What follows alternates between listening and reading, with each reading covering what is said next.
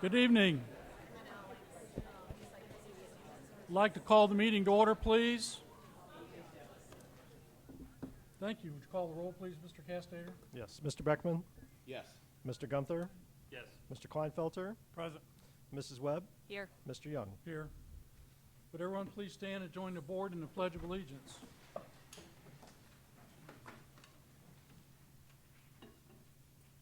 I pledge allegiance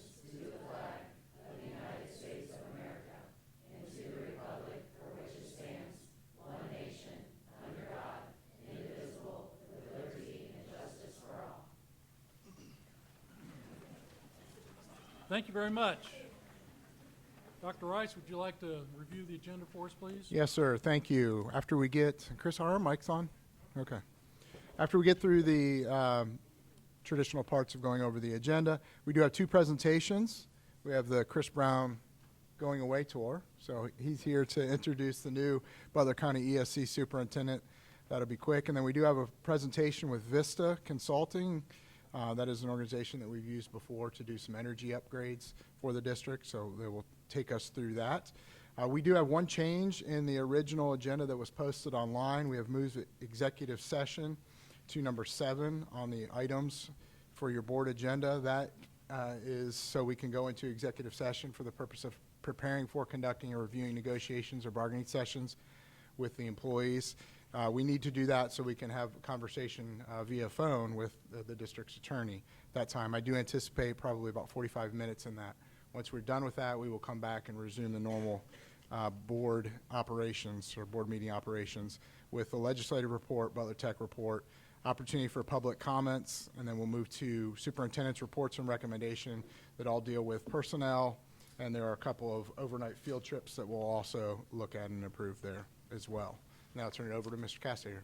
Yep. Treasurer's section is light tonight. We approved our forecast and appropriations last meeting, so tonight just have 2 items, our investment summary from Red Tree, and then our financial snapshot for the month of September, along with our end-of-the-month cash summary. Okay, thank you, gentlemen. Do we have a motion to approve the agenda? I'll make the motion. Second? I'll second. We have a motion and a second. Is there any discussion on the motion? Hearing none, we call the roll, please. Yes. Mr. Beckman? Yes. Mr. Kleinfelter? Yes. Mrs. Webb? Yes. Mr. Gunther? Yes. Mr. Young? Yes. All right, all the board members have had an opportunity to review the minutes. Do we have a motion to approve the minutes? I'll make the motion. We have a motion. Is there a second? I'll second. And a second. Any discussion on the motion?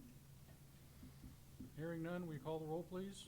Yes. Mr. Kleinfelter? Yes. Mrs. Webb? Yes. Mr. Gunther? Yes. Mr. Beckman? Yes. Mr. Young? Yes. Thank you. Hey, Dr. Rice. Our first presentation this evening is introduction of the new Butler County ESC, or incoming new Butler County ESC superintendent. To do so is Mr. Chris Brown. Mr. Kleinfelter. Always great to be back in Ross. So many happy faces here. Come on, smile, smile. Want to thank you for your your partnership with the ESC for over the years. It's been enjoyable work with you guys for the last 10 years as superintendent. As Mr. Rice said, I'll be leaving here in January, transitioning out, and I'd like to introduce the new superintendent of the ESC, Mr. Jeff Brandt, who comes to you from Oak Hill. So thank you very much. Thank you, and good evening. It's a pleasure to be here, and just really what Chris said, I'm looking forward to continuing the relationship that we had. It's just such a strong relationship that Chris has built, and I look forward to continuing that tradition with Ross Local. You guys got tremendous leadership here. Bill and Steve do a tremendous job, and so I'm just looking forward to continuing that relationship and moving the needle forward. So, and thank you to the board. You guys do a tremendous job. I know you got tough jobs out there, so thank you for all that you do for the communities in Butler County as well as your students. So again, I'll just sage off, but looking forward to continuing that relationship. So good luck. Thank you. Thank you, guys. Good luck to you. Thank you. I'm sure we'll enjoy working with you, and thank you for taking an interest in Butler County. We appreciate it. Next, we have item B under presentations is a Vista presentation. To present the information tonight is Mr. Doug Cox. Good evening, everybody. Thank you for having me. I appreciate your hospitality and having me here tonight. And just talk a little bit. My name is Doug Cox. I'm president of Vista Consulting Group. Started over 20 years ago, and you know, we do energy conservation projects. We focus on things that reduce costs within the district. About 80% of our business is with schools, and the rest is with long-term care facilities. So we've been around a while doing this. If you want to go ahead and go to that first slide. What we're going to talk about, a couple of things tonight. One, we did phase one, if you remember, about 3 years ago. We completed the first part of the project. When I say first part, we like to break projects up into phases that are more, you know, palatable for us all to jump into. So we'll talk a little bit about phase one and the results of phase one. Results are absolutely important, right? Because the savings that's associated with these things have to pay for these programs, and we want to show you how that's been coming along. Phase two, we'll talk a little bit about those options and the incentives that are along with it. Some of the things, the financial things from the state that are helping us to get those things done. A couple of things as far as the steps go. We started off with the OFCC approval. That's several months ago we got that approval. Right now we've been working through what we call the Energy Loan Fund. That's a state of Ohio funding mechanism that helps fund these type of programs, and that's in process now. We'll also talk about the next step being Board of Education approval to move forward, and then into installation time frame. So go ahead, Steve.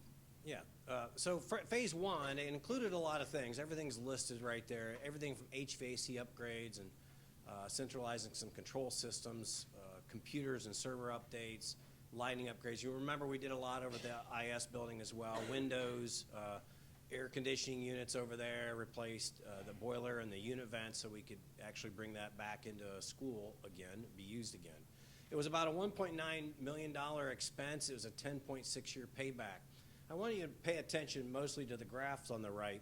If you notice, the red line, the red bars are actual expenses, and really what should be happening is that if we could draw a line through the top of that bar, it's actually going down in years, right? So 2021 is the first year, 22, 23, 24 is, we're still waiting on some data for that, but anyhow, it's everything's matriculating downward. And the green bars are our savings. So we started out about 77,000 up to about 186, I think that's right, 166 maybe, Yeah. 181 in the third year, and it continues to grow.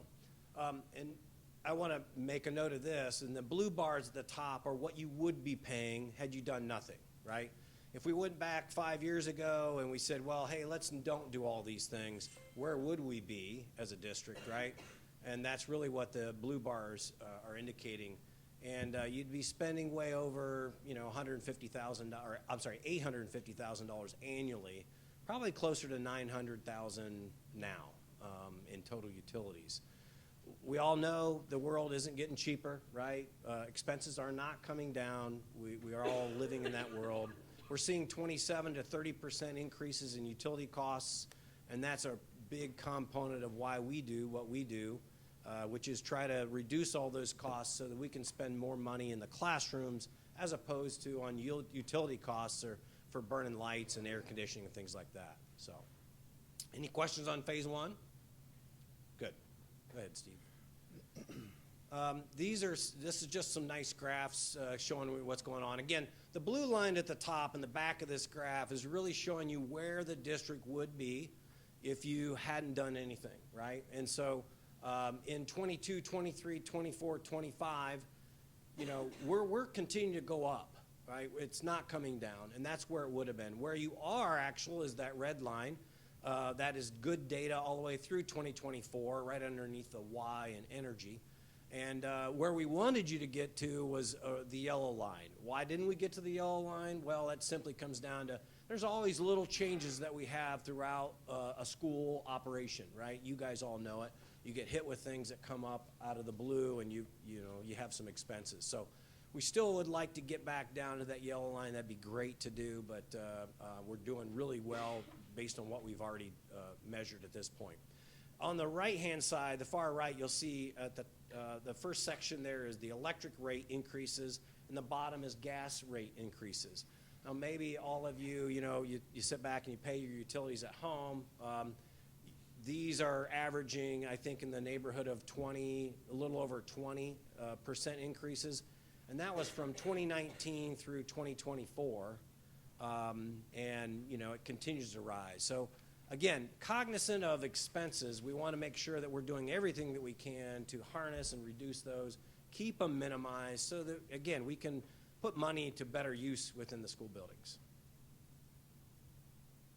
So this phase of the project, we're focusing on a few things. One, the lighting systems that we did on the first phase, if you notice all the lights that are in here, for example, are all LEDs.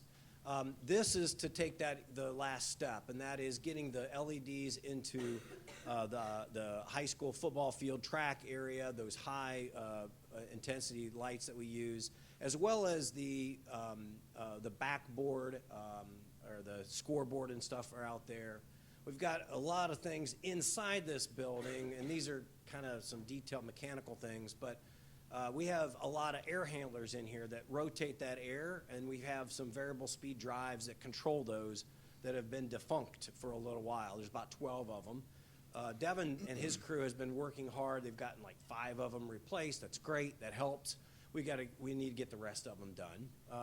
And then the lawn controllers, again, this is a little bit more detailed mechanical stuff, but essentially when this building was originally built, they used a system called lawn controllers.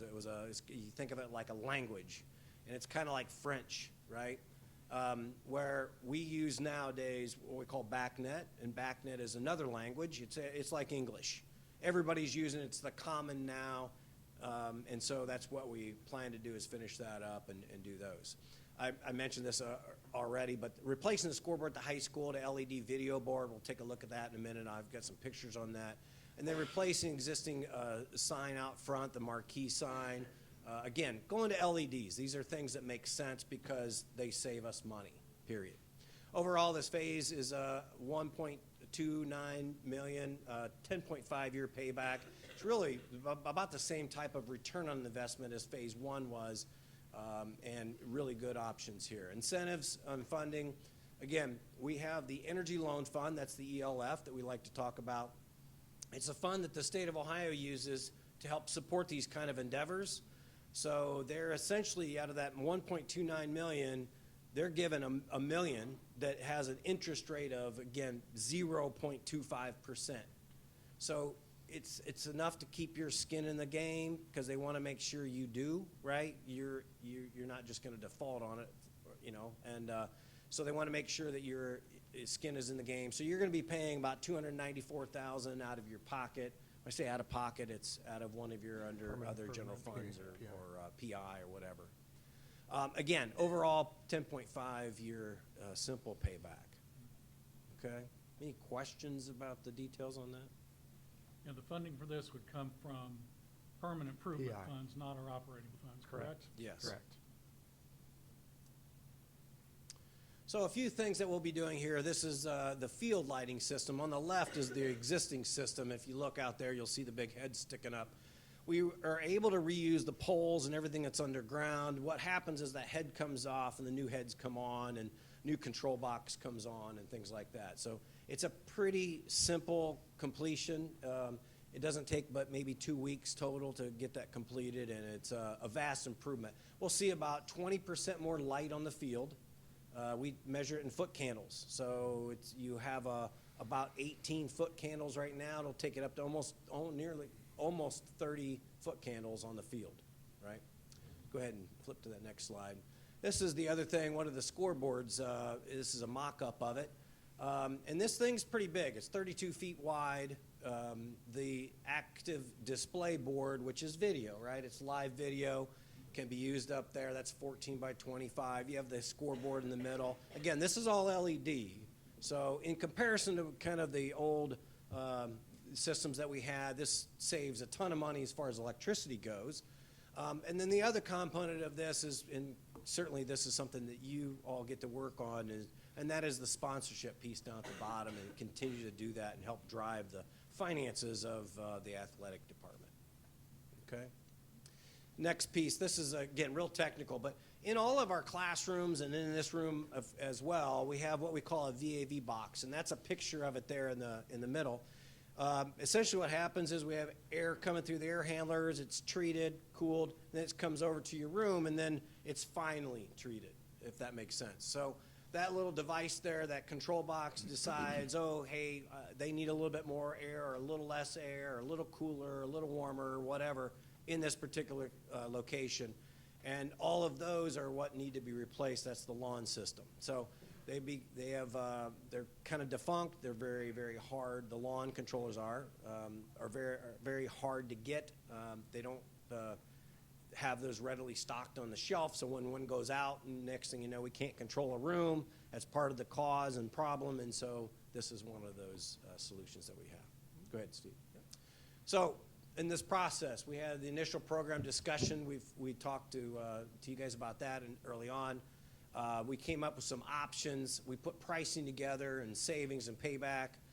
Item 4 there, we spent time with administration finalizing the package, working with your team and our team, going what makes the most sense out of all the options that are out there and viable. And so really what we're looking for is, okay, the next step is really your authorization. What do you think about the program, and is it favorable, right? We're working on the item 5 is kind of in process right now. That's finalizing that energy loan fund and the financing and the closing documents from the state. And of course, upon that, that's when you guys get to approve it, right? So you're not out of pocket anything at this point. It's only when we make the move to go forward that the cost is on your shoulders at that point, right? One last thing I would like to note, when we do these programs, we guarantee those savings. So again, the way it works, the project has a cost to it. It also has a savings. In my case, I think we showed 10.5 years, right? So that savings has to be enough annually to pay for that program, that debt service, the cost, the ELF fund, the whole thing, right? And if it's not, and I'll just use round numbers here. Let's say that the savings was $100,000 or supposed to be $100,000. If it was only $80,000, we are responsible for the additional $20,000. So we write a check to you for that other $20,000 if it's not there. Now, as you've seen from results, we do programs, we're conservative in our approach, and especially in our savings calculations, right? We overproduce. I love to overproduce and overperform as opposed to under, right? And so like in the previous program when we did phase 1, I think of our bottom line savings was around $130,000 that we were expecting. You're seeing $160,000, $180,000. That's great. We'd love for that, because any dollar additional above that amount, right, can go to your surplus. You can use that internally for all the other mechanisms that you guys have at your need. Yeah, right? just as a reference point, the annual payment on this program is about $121,000. So this was a partial year in 2021, but the first full year here in 2022, we realized $166,000 worth of savings to pay for the $121,000 payment. Yep. And then the same thing here. So we expect that to continue forward until ultimately that's paid off. And again, I hope everyone caught that when you talk about this program. It's a 0.25% interest rate, Yeah. which is why it's easy to, realize these savings and then use that money to pay the payment. So it's paying for itself, plus we're still saving some additional dollars. If you want to go to the end there, next. There we go. That's it. That's it. Thank you. I don't have any jokes, but yeah, that's Doug, could you talk about the types of projects that you can do and what you can't do through Yeah. this program? So in this program is about improving what you have. It's not necessarily about adding on to what you have. So what we can't do, we can't add on to the building. We can't add classrooms. We can't add square footage unless it's like, hey, we need a mechanical room or something for, some new technology or something like that. For the most part, that's all out. The other things we can't do like paving, right? Things like that, again, that's not an energy saving item. That might be a cost saving item for the district, but it's not an energy saving item. So things that we can do, anything that's lighting, HVAC, roofing, windows, geothermal, solar PV, solar thermal, et cetera, all those things that are out there in the marketplace are eligible. Yeah. Thank you. Any questions at all? Anybody? No? Okay. If you have anything, please let Steve know. He'll get information to me, and we'll go from there. The Facilities Committee's already gone over this, right? Okay. Yeah, for a couple of years now. The timeliness of this too, I mean, Yeah. everyone doesn't know this, but over the weekend, our school board died. So we were talking about this project, knowing that we were reaching the end of life with our scoreboard. We were able to patch it together to get us through the rest of the fall season, but that's an expenditure that one way or another, we're going to have to look at. So being able to do it in a program like this at a 0.25% interest rate. Yeah, it's a great tool. A lot of school districts use this. Mr. Kleinfelder was at one in the past that we did one, a pretty massive project as well. And you know, the people that have been in this program or seen this program work, you know, they take advantage of it because as a school district, you don't have a lot of ways to generate revenue, additional revenue, other than asking the voters to stick their hand up and say yay, right? And so this is one of those ways that you can say to your constituents, you know what, we're doing everything we can to stretch our dollars, right? We're squeezing as hard as we can to wring all the moisture out of it because we want to do the best we can for our taxpayers. And this is one of those programs that does it. So I want to also let you know, when we talked about the funding mechanism, there's a lot of state programs that are out there. This is the one that best fits for the district. Again, Energy Loan Fund at 0.25% interest rate. If we did a calculation right now at, 5% for your share or internal rate of return, we might look at it that way. You overall, if you used 5% for your share, if you were to loan it, not that you would, but if you were, your overall would be less than 1% interest rate, right? There isn't anybody that can go to a bank and get 1% interest rate, right? It's just not feasible. So the federal or the state government supports these kind of activities in the fact that they pay that for you. That's why the interest rate is so low. So it's in underwriting right now, and I think we have a few questions back on it from underwriting about the program, but other than that, should be seeing some approval activity within the next few weeks. So next steps for the board and the district would be action in November. Yes, action in November means, okay, we know exactly that, hey, this is what we got approved from the Energy Loan Fund. This is how much it's going to cost. Here's the closing date or documents if we want to go forward. And then a board's approval to say, yay or nay, are we going to go do this? Yep. Okay. And then after that, then we implement. Probably implementation is, starting in January. If the board were to approve it then and then move forward, it'd be a 2026 program. Most likely a lot of it, especially inside the building, the high school here, we don't want to disrupt classes, and we would do a lot of that, when school's out. Yeah. So, all right. Thank you, guys. Appreciate Doug. it. Thanks, Doug. Thanks, Thank Doug. you. Appreciate it.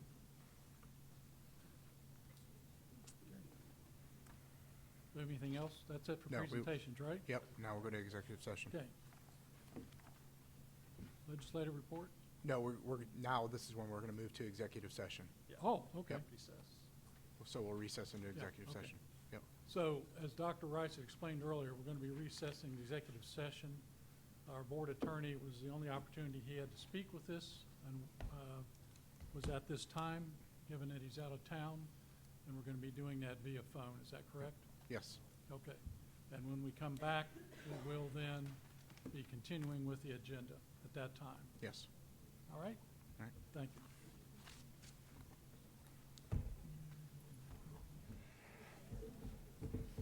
Okay, I declare us out of executive session.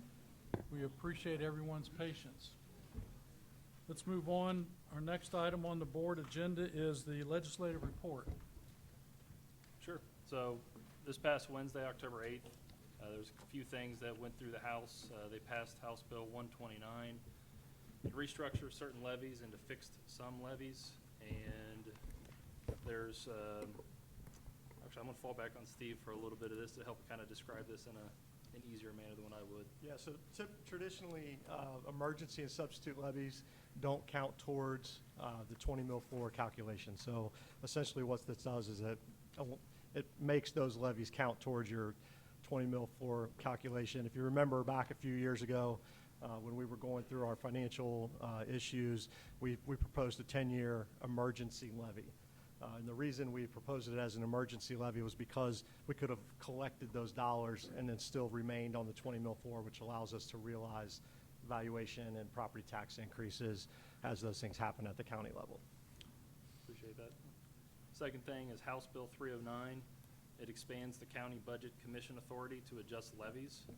And so the county budget commission authority, what they're now allowed to do is to reduce collections that are out, that are currently there. So if we're collecting a certain number of millage, they can actually stop that and reduce it depending on how much money that we have in our operating budget.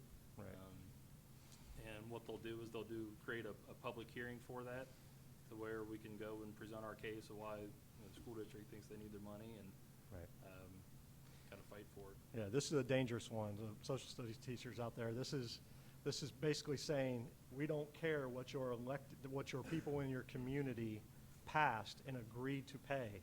If we, as the county budget commission, think you have too much money or you're collecting too much money, we can pull it back from you. We're going to give you a chance to argue your case and tell us why you should be able to collect those dollars. But they're going to have the ability now to be able to claw back money that our voters voted on and agreed to pay in the form of a levy. Right. And finally, House Bill 96, the binding budget that was produced in July, Governor DeWine went through and vetoed a lot of the lines that were in there. And after that's done, the next procedure, if the House decides, they can actually override that veto and change what the governor decided to veto. So the one specifically that they overrode, it is this fixed sum substitute emergency levies. So that's part of where that came from. Let's see here. There's a couple more.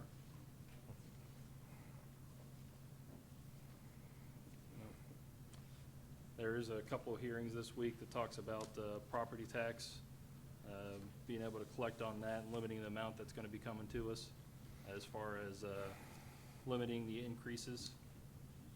So there's a lot of information coming on that as well. Yeah, the two that are left out there, House Bill 186, House Bill 335, the testimony today, those are the big ones. Those are the ones, House Bill 186, as it's currently written right now, limits the growth that we can receive in property taxes moving forward. So if you remember a few years ago, there was a valuation increase in the community, right? The state tax board, the county auditor said, okay, 3 years ago your house was worth $250,000, now it's worth $400,000. So your property taxes are going to go up accordingly, right? So we received a little over $3 million in additional property tax money when that happened in 2023. That saved this district. I mean, we had failed 3 levies in a row. Without those additional dollars, we would be in fiscal emergency being run by the state of Ohio right now, point blank. Those dollars saved us.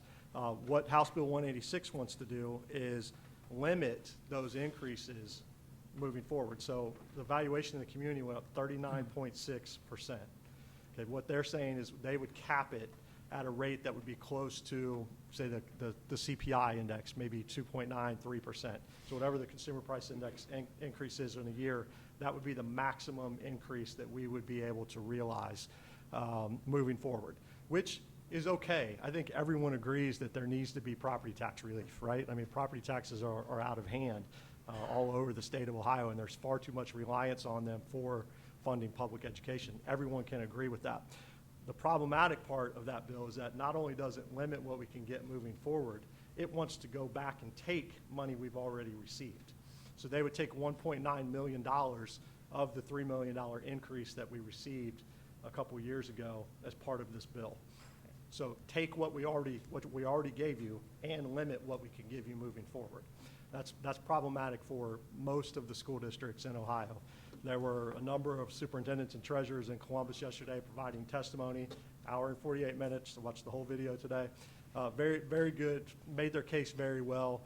So that one is still in committee. It has not been pushed out to the House for a vote yet. Expect that will happen sometime in the next couple of weeks. Hopefully it will be modified and changed to not go back and take money from us, that we've already received. I think there would obviously be significant legal challenges to that, but we'll see where that one goes. That's definitely the one in the state of Ohio we're keeping the closest eye on at this point. Thank you. Okay, That's it. great, thank you very much. All right, next item, there is no Butler Tech report this evening. Yeah, because the third Tuesday comes after the third Thursday. So they don't meet till next Tuesday because of September 30th was a Tuesday. And it's one of those weird times. So in November, I'll have 2 reports. Got it. Okay. So next item is public comment. And just a couple clarifications before we begin. I believe we have 10 individuals that would like to speak to the board this evening. Is that right? Okay. So the form, stated on the form that each person's limited to 5 minutes. I doubt that most people would take the whole 5 minutes. We are going to, at our discretion, state that we will allow a total of 30 minutes for public discussion. So what we are asking is that people don't repeat item for item things that might have been stated by a previous person. If you have new points, that's great. If you'd like to say I agree with what the previous speaker said, that's good, because that will help move things along. And we will allow a total of 30 minutes for the public discussion. So I'm hoping we'll get through everybody in that 30 minutes. The board will not comment on anything that anyone says. It's not really our role to do that at this point in the meeting. However, if any of the speakers have questions or would like some follow-up, then Dr. Rice or Mr. Castayer will follow up with you at a later date, probably tomorrow or the next day or so. So that's kind of the way we'll move forward, all right? So we'll call up individuals. Yep. So let's Yeah, just let's please, get when it you started. come up, please state your name and your address, and then you can begin your speaking at that point. So first up, we have Amy Brosart.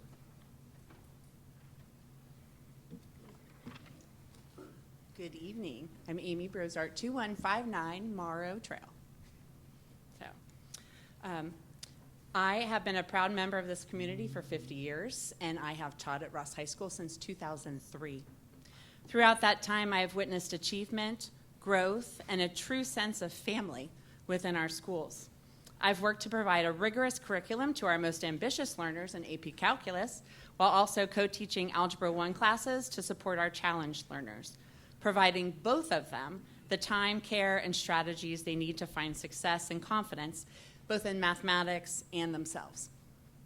As educators, we take great pride in our work and in the results our students achieve. Our focus is always students first, fostering learning, responsibility, and the confidence to reach high standards. So I stand here tonight representing the 149 members of the Ross Education Association who do that every day, day in, day out. We show up. Over the years, I've attended board meetings and convocations where our staff has been described as the heartbeat of the district. We have been told that teachers will be respected, heard, and supported, that we are to be empowered and given time, tools, and trust in building a district defined by excellence and values. And those words matter because they reflect a shared vision between teachers, administration, and the board. A vision built on professionalism, commitment, and a resolve to always do what's right for our students. Yet tonight, I must say, we teachers are again being asked to do more with less. We feel that the importance of our work is in fact being downplayed. In the past, for the good of the community, many of us have accepted pay freezes and minimal raises for years. We have stayed focused on our mission, often sacrificing personal gain for the success of our students and the prosperity of our district. This year, however, the district's own financial reports show positive growth and immediate stability, with 106 true days cash and a mission statement that highlights investing in what matters most, students, staff, and programs that support learning and well-being. And we wholeheartedly agree with that investment, but it must extend to teachers' well-being. The pay scale currently proposed threatens to weaken our career earnings, affect our retirement, and make it harder to retain the dedicated educators who give so much to this community. And that's not the right track for our district, not for teachers, and not for our students. We're not asking for extravagance, we're asking for fairness, for respect, and for a contract that reflects our worth. One that recognizes the hard work, the professional skill, and the passion that defines Ross educators, that defines the heartbeat of this district. So together, we can stay on target, do what's right, and continue to build a district grounded in trust, collaboration, and excellence. So on behalf of all Ross Local School District teachers, I respectfully ask this board to stand with us, that we in fact be respected, heard, and supported, and to show this community that we are creating what it means to truly invest in what matters most. We ask that the board bring us a fair contract. Thank you. Thank you, Mrs. Brosser.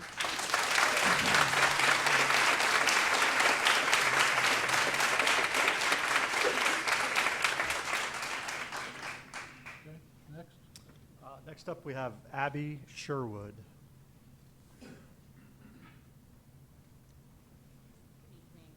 I'm Abby Sherwood, 2251 Beechwood Drive. Hi. I have been a resident of the community of Ross since 2011. I have 3 children in the district. My oldest is a freshman at the high school, a 7th grader at RMS, and a 4th grader at RIS. I stand here not just to speak for the teachers, but with them as they represent the community we are wanting to build and expand. Ross is undoubtedly a special place, and my husband and I chose to move here to this community specifically for its strong schools. I didn't know then just how special they were when we made that decision. Today, my 2 oldest are involved deeply in the outstanding music programs here at Ross.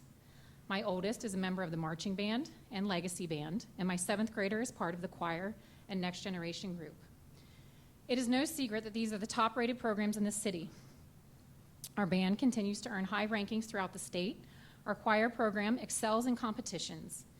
These are achieved with the support and dedication of the staff. I have personally experienced the dedication this staff has made to my children. Our band directors do so much more than lead exciting Friday nights and coordinate competitions. They dedicate personal time to phenomenal booster programs, enter students in high-level ensemble competitions. They run one of the last standing overnight band camps around, all above and beyond what is expected in their contract. Our choir directors also set aside time to support their boosters program, running a self-sufficient program, traveling to the best competitions in the tri-state area, and also dedicating time to an away camp where kids learn about teamwork, dedication, and how to perform as an elite group. These teachers in both programs, and many others too, have built strong pillars of character, pride, and confidence in my children, far beyond what any classroom can offer. They have made my children feel part of something that is more than just a school. They have grown their confidence, helped ease their anxieties, and have been models of incredible integrity, and for that I am incredibly grateful. I graduated from a neighboring district, and I would just say it was many years ago. I am saddened to see that district now. It has lost its strength, it no longer performs well on its state's report card, or in athletics, and it offers significantly less programs due to its lack of support from its board and its community. I hope to never see that happen to Ross Local Schools, which is why we must stay united and support each other. Teachers are not asking for an applause. They're asking to be part of a decision-making process that affects their work, their classrooms, their students, and their community. Respect starts with listening. We ask that they be heard as they bring their time and their talents to us. We demand that our teachers be respected, heard, and supported. Please present them with a fair contract. Thank you for your time.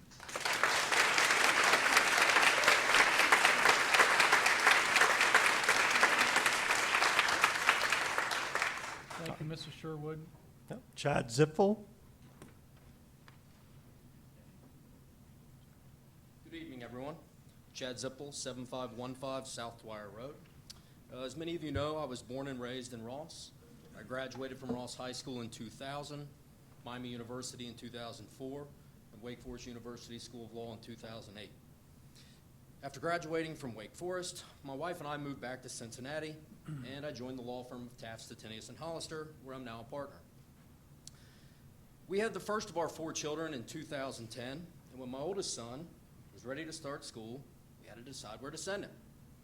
Most lawyers that work at places like Taft send their kids to private schools in the Cincinnati area. But I didn't want to do that because I knew that my time here at Ross Schools had prepared me to succeed in life, not just educationally, but socially and emotionally. So my wife and I moved to Okeana, and we have sent all 4 of our kids to Ross. When we moved back to Ross, it felt like I never left. It was still a wonderful place to live, and the Ross schools were just as great as I remembered them being. And I soon found out why Ross had remained a great community. It was full of the same people. I joined the board at the Morgan Ross Athletic Association, and as I started registering kids for youth baseball, I was stunned by how many Ross alumni still live in this area and raise their kids here. And as my kids started going through Ross schools and playing sports and joining the band, I was astounded at how many parents and teachers were Ross alumni. Heck, a few of my old teachers are still here. And that brings me to the point I want to make here tonight. Turnover is the enemy of any successful enterprise. Businesses, communities, and schools are special because of the people, good people. And when those good people stick around, they build a culture that lasts for generations. The Ross community as a whole has experienced low turnover, and that has allowed our special culture to endure. When negotiating the next contract, I hope that this board remembers how important that turnover is. If we do not offer competitive benefits, we will continue to lose good teachers to other districts. And if we do not offer sufficient services for our children with needs, like nurses and aides, we will lose good families from this district. And that turnover will have an impact on our culture, not just at this school, but also in the community at large. I know that Ross has always been proud to do more with less. We've been using that since I was here, all right? And that is a laudable goal. But we have to make sure that we allocate as many of our limited resources as possible to keeping and rewarding the teachers, nurses, and aides that make Ross such a special place. Let's keep our good people right here at home. Thank you. Thank you.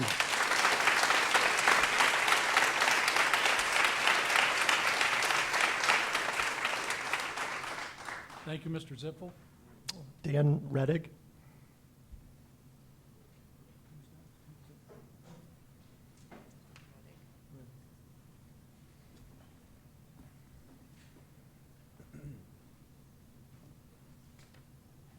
Hi, thank you. Dan Reddick, 1432 Treaty Court. My wife has been a teacher at Ross Middle School for over 20 years. I've been at Harrison Junior School for close to 30 now. Ross has been our home since 2005. This is where we've raised our 3 daughters. We got Aubrey, Claire, and Lucy. This is where, they had their best memories. Aubrey, our oldest, former drum major. She graduated from Ross High School in '24. She's now a sophomore at Hanover College, doing really well. Claire's a senior class president, and she will graduate in 2026. Lucy is a sophomore who performs with the show choir. We watch each of them grow up surrounded by incredible teachers, coaches, and mentors who have poured their hearts into helping them succeed. One of those people is Alyssa Bruck, who's standing over there. If you don't know, Alyssa has been the coordinator for 22 Washington, D.C. trips.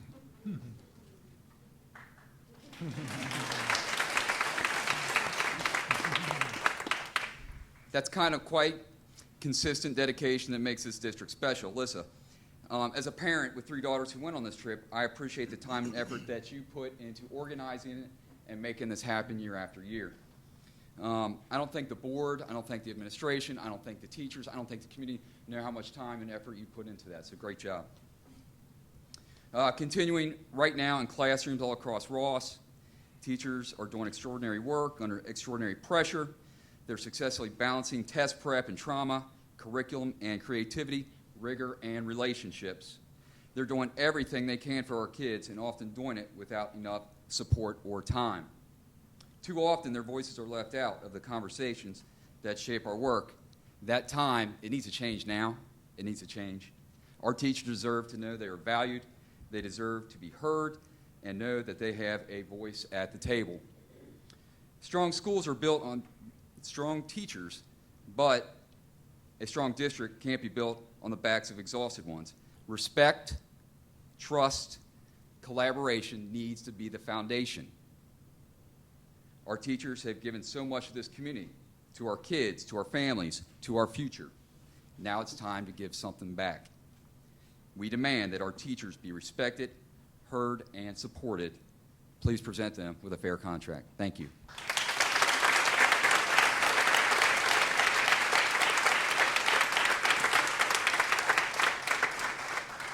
Thank you, Mr. Reddick.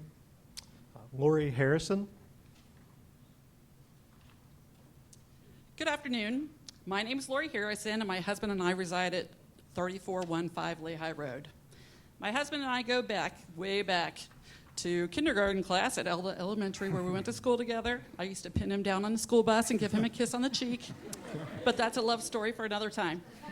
Anyway, we have two daughters who graduated from Ross High School.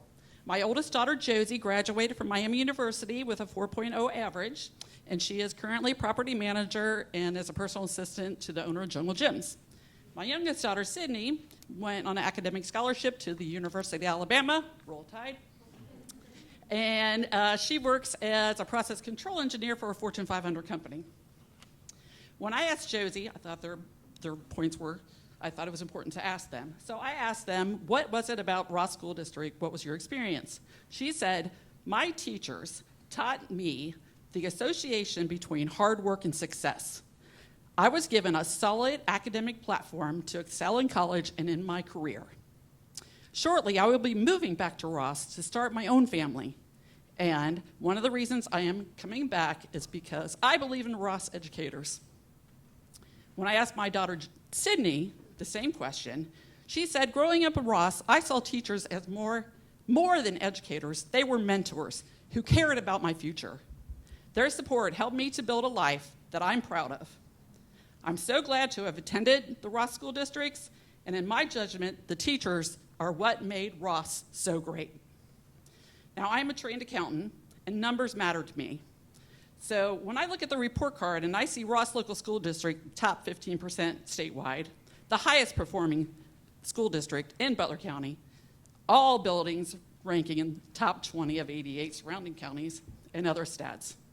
To me, this is evidence that Ross teachers are truly leading educators and excellent mentors for our community now and as they were with my children years ago.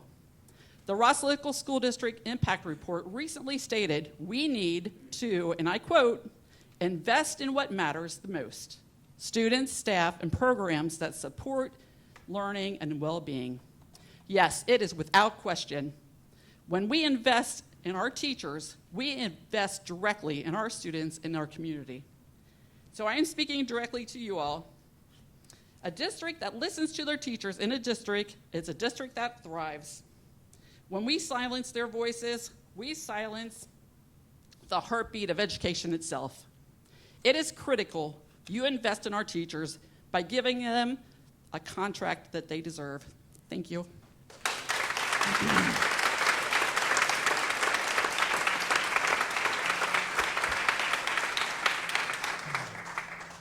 Thank you, Mrs. Harrison. I'm sorry. Next up is Pete Belauer. Good evening, members of the board. I appreciate your time. My name is Pete Belauer. I live at 2410 Brenda. I'm a 1988 graduate of Ross. I had two sons that attended Ross schools. My wife is a 1990 graduate and a 22-year veteran teacher in the Ross Local School District. Currently, there are at least 19 Ross graduates teaching within our district. These are individuals who grew up here, chose to raise their families here, and have continued to invest in the success of this community through their service in the classroom. These graduates, as well as the rest of the teachers, are committed to this community.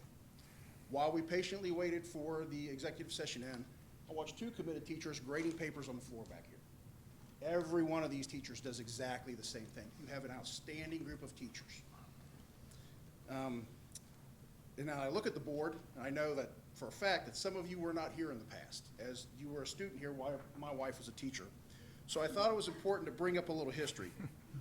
So, as I stated, some of you may not have been here for contract negotiations previously. So I believe it's important to recall commitments that were made in past years.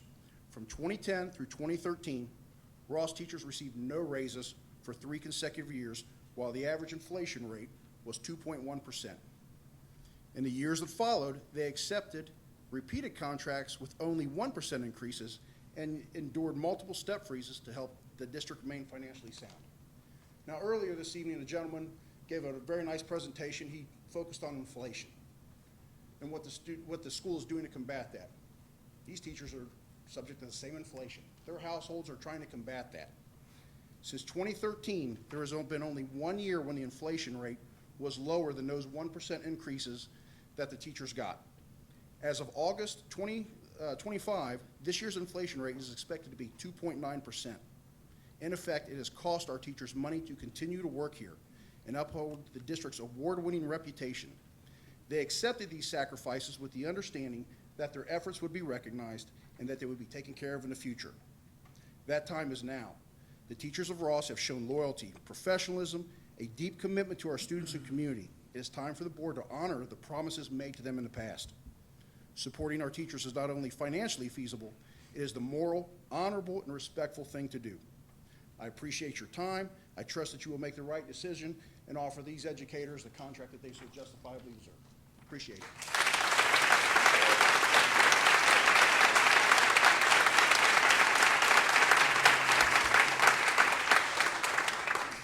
Thank you, Mr. Berlauer. Next is Heather Shulkers.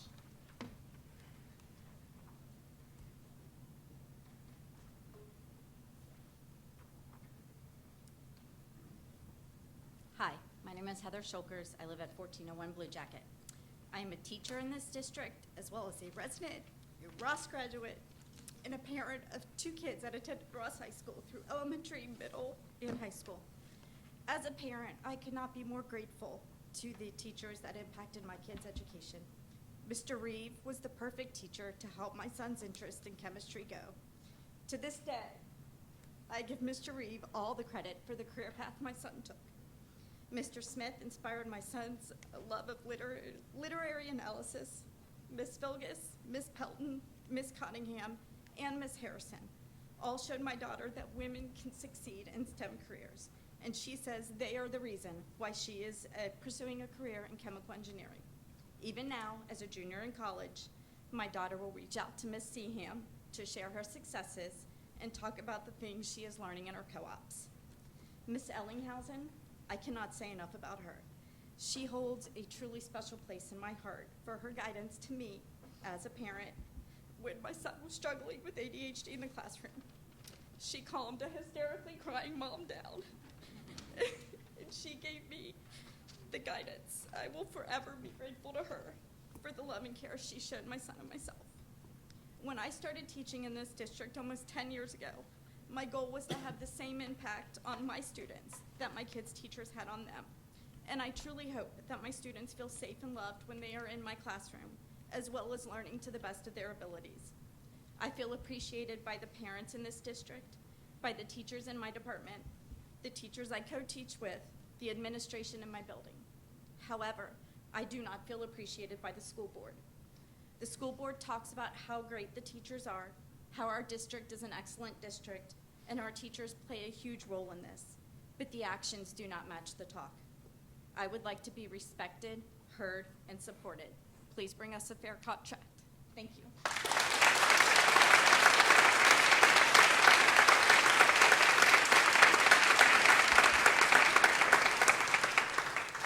Thank you, Mrs. Shulkers. Next, Elizabeth Pence.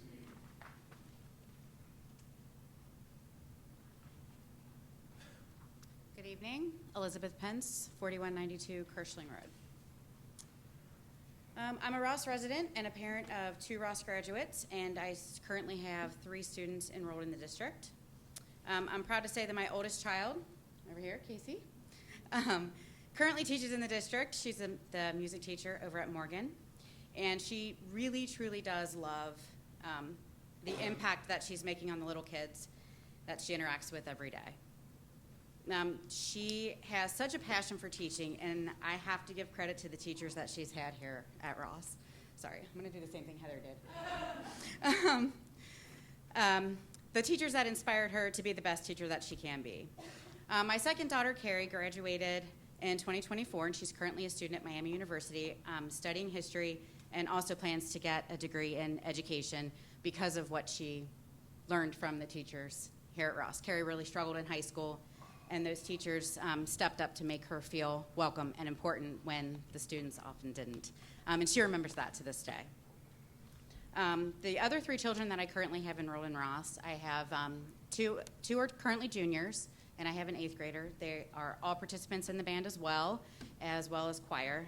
Really important programs here. I know Mr. Raymer has been around for a long time, and he continues to inspire children. My son Brian also plans to go to college for music because of what he's learned from Mr. Raymer. The teachers in this district love being here. They love the students they work with, and the commitment to Ross is evident in everything that they do. They adapt, advocate, and inspire these kids every day. They deserve to be respected, heard, and supported. Please bring them a fair contract. Thank you.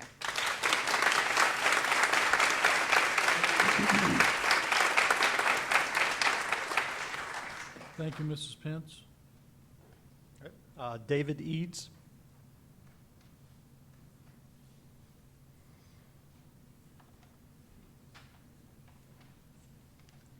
Good afternoon, David Eads, 2214 Ross Estates. My wife Tracy and I moved to Ross about 17 years ago. We both grew up in Colerain Township, graduated from Colerain High School, got married in Colerain, bought a house in Colerain, had our first child in Colerain. We believed in the public school system. But when we started sending our kid to Colerain, we realized we could do better. So we decided to move to Ross because of the Ross local school districts. I've since had 3 out of my 4 boys graduate from Ross. One is still a senior, currently attending Ross. You may know him, he's your homecoming king. But that's another story.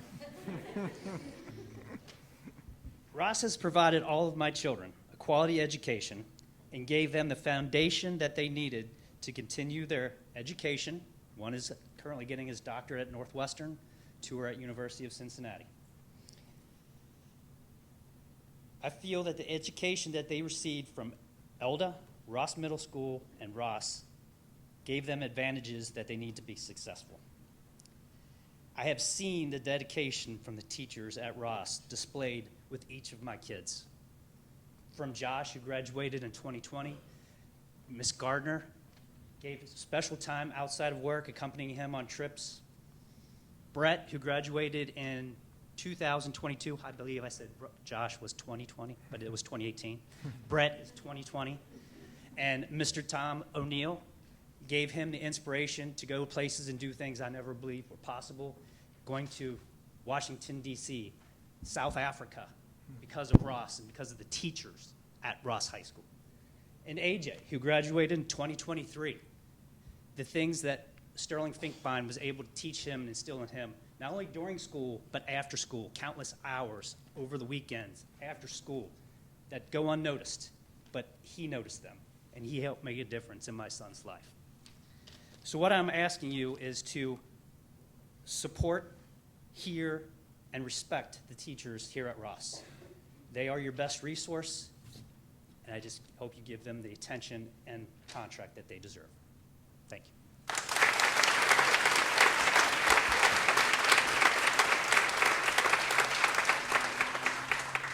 Thank you, Mr. Eads. Tony Greco. Tony Greco, 1985, Rebecca Ridge. Families, this is for you. Show up next Thursday, November 20th at 6 o'clock at Ross High School. I do not understand why this board will continue not to invest in our teachers.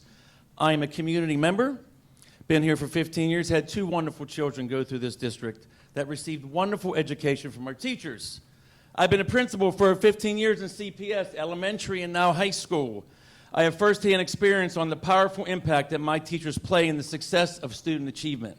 Ross is known for delivering a solid, well-rounded education and strong family support.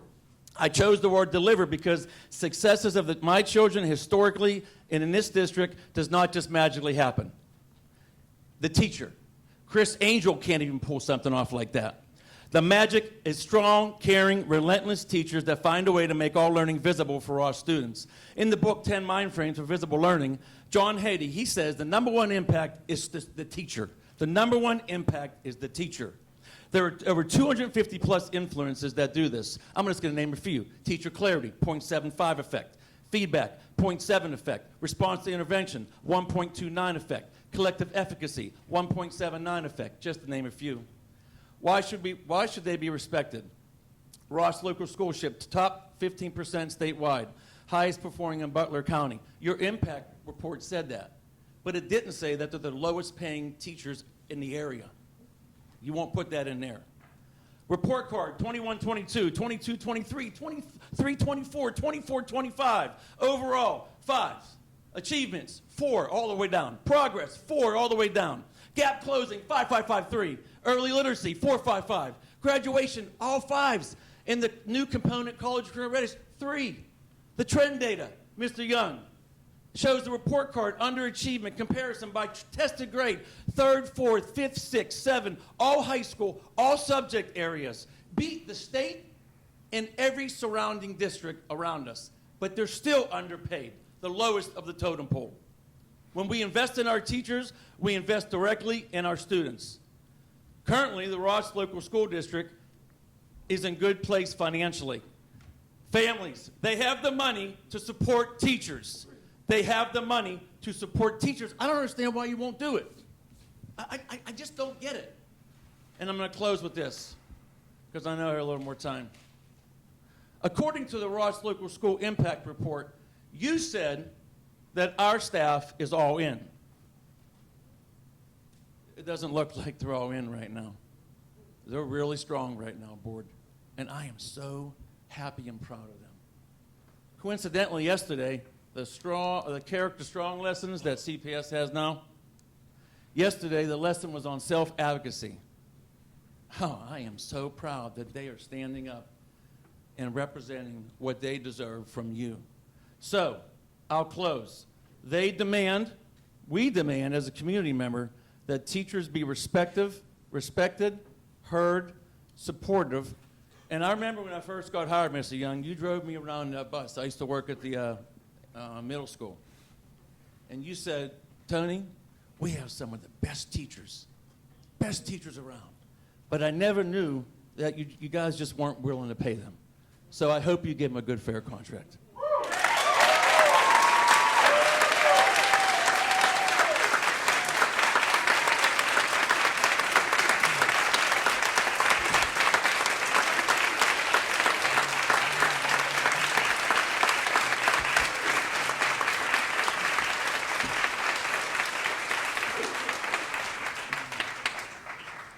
Thank you, Mr. Greco, and thank you to all the speakers this evening. Next item on the agenda is superintendent's reports and recommendations. I'm going to say something nice about it. I don't want to hear my reports.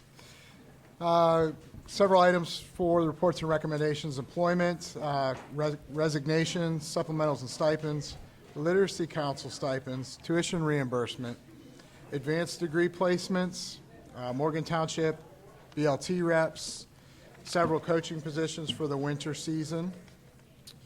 I also have item B is overnight field trips requests. We have one for show choir and one because we have a couple of students that have qualified for a national event for cross country. And then the last item I have is item C, in lieu of transportation. As explained in the agenda review, this is for those students that is not cost effective to transport them via school transportation, so the families receive a stipend for that. And oftentimes it's one student that's traveling 30 miles away to one school. So please let me know if you have any questions over items A, B, or C. Okay. We have a motion for the approval of those items. I'll make the motion. We have a motion. Is there a second to the motion? Second. We have a motion and a second. Is there any discussion on the motion? Hearing none, we call the roll, please. Yes. Mrs. Webb? Yes. Mr. Gunther? Yes. Mr. Beckman? Yes. Mr. Kleinfelter? Yes. Mr. Young? Yes. Motion passes. Treasurer's reports and recommendations? Yep, just 2 items tonight, letters A and B, just our standard monthly reports, no special items tonight. So I'd like to block those together for one vote. Okay, is there a motion to approve the treasurer's report? I'll make the motion. Do we have a second? Second. Motion and a second. Any discussion on the motion? Hearing none, will you call the roll, please? Yes. Mr. Gunther? Yes. Mr. Beckman? Yes. Mr. Kleinfelter? Yes. Mrs. Webb? Yes. Mr. Young? Yes. The motion passes. Do we have any information from board committees this evening?